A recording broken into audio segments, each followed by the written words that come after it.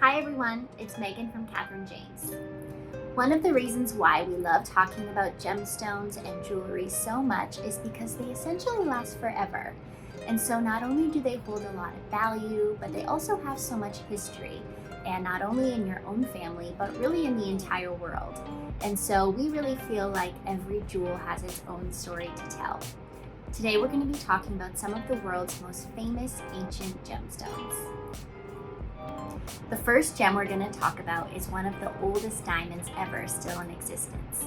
Persian for Mountain of Light, the Koh-i-Noor diamond is one of the original Golconda diamonds, which was originally mined in India.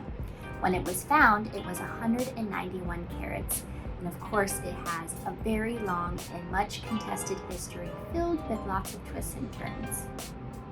There are many myths and stories about the Koh-i-Noor diamond, but most agree that the original owner was likely Shah Jahan, who was the 5th Mughal emperor of India. It was said to be the crowning glory of his very, very expensive gem-encrusted throne, which was called the Peacock Throne. And it's said to have been cost more than 4 times as much as the Taj Mahal in its entirety, which was being built at the same time as the throne. In 1739, the diamond, along with priceless other artifacts in India, were taken by Persian ruler Nader Shah when he took over the area. In the years that followed, the diamond switched hands many times due to all of the wars that were happening in Central Asia during this era. When the British eventually took control in India in the 1800s, they also took possession of the Koh-i-Noor diamond, and it became part of the personal collection of Queen Victoria and eventually part of the British crown jewels. The diamond was actually put on display as part of the 1851 Grand Exposition in London. And once it was shown to the public, there were a lot of comments from people that they were kind of surprised that this was this great fabled diamond and it was so valuable and supposed to be so beautiful, when a lot of people kind of thought it was a little lackluster and looked like a regular piece of glass. Upon hearing this, Prince Albert had the diamond recut by Gerard in London, and it lost almost half of its size. It went down to just over 100 carats. However, it definitely gained more brilliance, and it was finished as an oval brilliant. From then on, Queen Victoria was known to wear the Koh-i-Noor as a brooch, and now it's very famously the centerpiece of the Queen Mother's original crown and what's last seen in public in 2002 at her funeral. The Star of India is an amazing golf ball sized star sapphire that was originally found in Sri Lanka and is thought to be over 2 billion years old. The sapphire weighs over 563 carats and has a grayish blue color. It's known as the world's largest blue star sapphire. And because it was found in Sri Lanka, a lot of people wonder why it's actually called the Star of India. Many believe that because both Sri Lanka and India were under British rule at the time, that perhaps when it was found there was some confusion as to its original origin. Unfortunately, considering how old the Star of India is, the rest of its history is also a little bit vague. It wasn't truly documented until the 1800s when J.P. Morgan, who was a famous American financier and absolute gem lover, decided that he wanted to have a group of minerals on display at the 1900 Grand Exposition in Paris. And so he commissioned George Kunz, who was working with Tiffany and was a famous gemologist, and yes, who kunzite is named after. He commissioned him to find some amazing minerals to take to Paris. And so George Kunz is credited with finding the Star of India, although we're not quite sure how and where he found it. But after the exposition in Paris, J.P. Morgan donated the group of minerals to the American Museum of National History in New York City, where the star sapphire is still found today.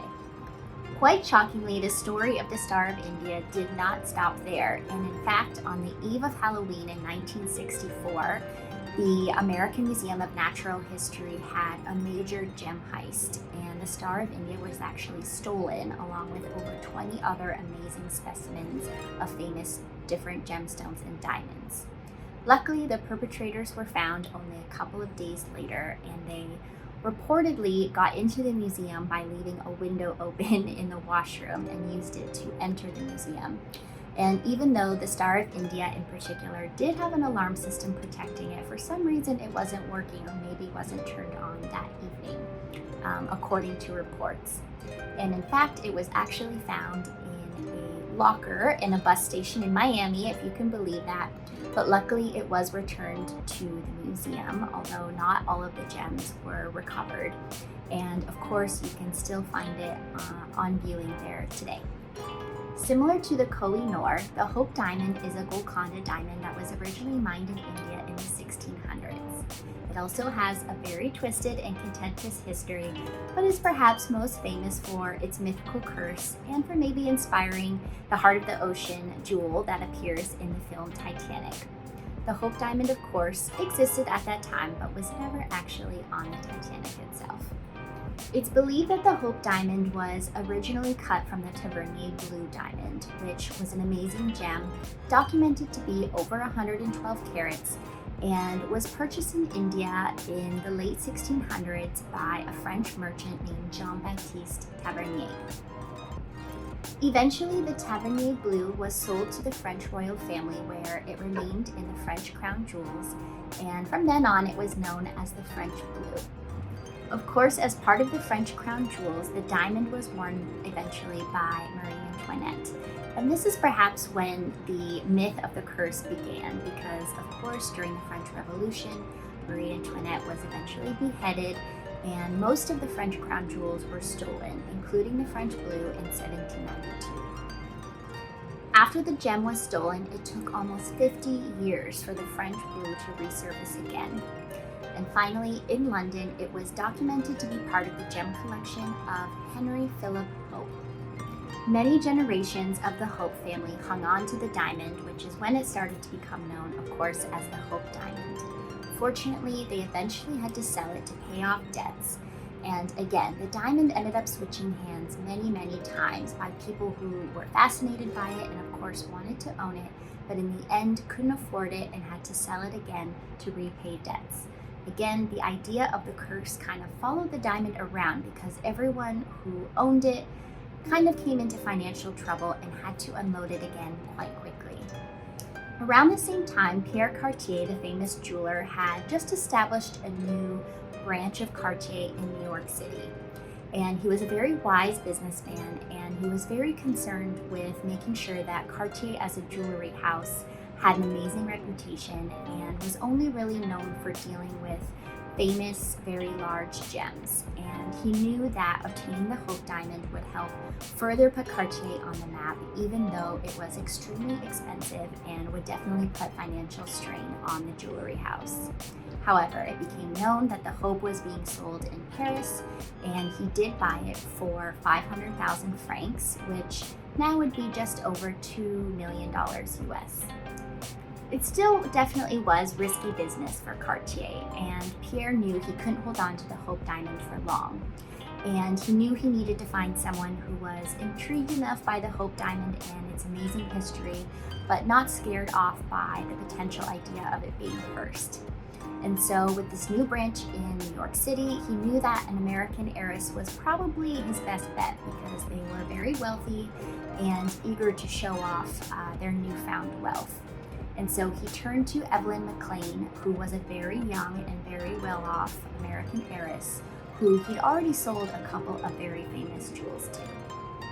Evelyn McLean was also known for her amazing love of jewelry, very similar to Elizabeth Taylor, and there are many quotes attributed to her that talk about how much she felt jewelry added to her life and that her family thought she was sick when she showed up to a party without any jewels. And so again, Pierre Cartier thought she might be the perfect customer for the Hope Diamond, but when he showed it to her in Paris the first time around, she was intrigued by it, but not enough to purchase it. And so his wheels started turning, and he sent the diamond to New York to have it reset into a necklace, something a little bit more modern than what it looked like before. And so knowing that she, loved beautiful things and probably was used to acquiring things but not letting things go, he actually sent the diamond to her home and told her just to hang on to it for a little while. And sure enough, once she had it, she absolutely fell in love with it, loved to wear it, loved to show it off at all of her very famous parties that she had at her home. and she bought it and never sent it back. The McLeans bought the Hope diamond for $180,000 at the time, which now would be considered just over $5 million US dollars. And it's said that after she purchased it, even though she was in love with it, she definitely started to get a little bit spooked by ideas of the curse. And so she tried to change her mind, but Cartier would not take the diamond back. And so she actually took it to church with her to be blessed, and after that she always felt like it was a good luck charm. After Evelyn's death, her prized gem collection was actually sold to Harry Winston. And nearly 10 years later, in 1958, Winston decided to donate the gem, which has since been graded as a fancy dark grayish blue, and it's just over 45 carats. He donated the gem to the Smithsonian in Washington, D.C., where it's still on display now. In some ways, it definitely feels like a miracle that the Hope diamond is still around. It's now nearly 4 centuries years old, and that anyone can enjoy it and see it in the Smithsonian. It also feels like a miracle because it's well documented that Harry Winston, when he was donating the diamond to the museum, simply wrapped it in brown paper, covered it in stamps, and dropped it in the US mail. It was insured, which cost him apparently around $145 US dollars, and he did insure it for about $1 million. But now, of course, the Hope diamond is evaluated at roughly $350 million, but it did arrive safe and sound, and again is on display at the Smithsonian in Washington, D.C. The Black Princess Ruby is an amazing 170 carat juicy red cabochon gem that is featured as the center of the Maltese cross on the front of the imperial crown of England. Like many rubies found during that time, it was eventually realized that the Black Princess Ruby is actually a red spinel. The amazing spinel was one of the original treasures of Sultan Muhammad VI and kept in the famed Alhambra Palace in Granada. In 1362, the Sultan lost power, and again, the spinel switched hands many times and was won during many wars that happened during that period. Eventually, King Edward III of England's son, who was known as the Black Prince because of his apparent very dark and deathly approach to battle, won the spinel and took it back to England, where it remained as part of the British crown jewels. The Black Princess Ruby has, of course, remained in royal hands since then and was eventually set in the imperial crown by Queen Victoria in 1838. At some point, the spinel was actually drilled with a hole because it was likely worn as a pendant, and at that point, of course, was thought of for protection and safety, especially during a war. But if you look closely at the imperial crown, you'll see that the spinel has actually been covered with an actual ruby cabochon, which has a beautiful yellow gold bezel. Thank you so much for watching. Of course, if you want to learn more about rubies, star sapphires, or antique and other ancient diamonds, check out our All About Gems section, which is available now at kjj.rocks. Of course, you can also watch our History of Diamonds videos, which are available now on our YouTube channel.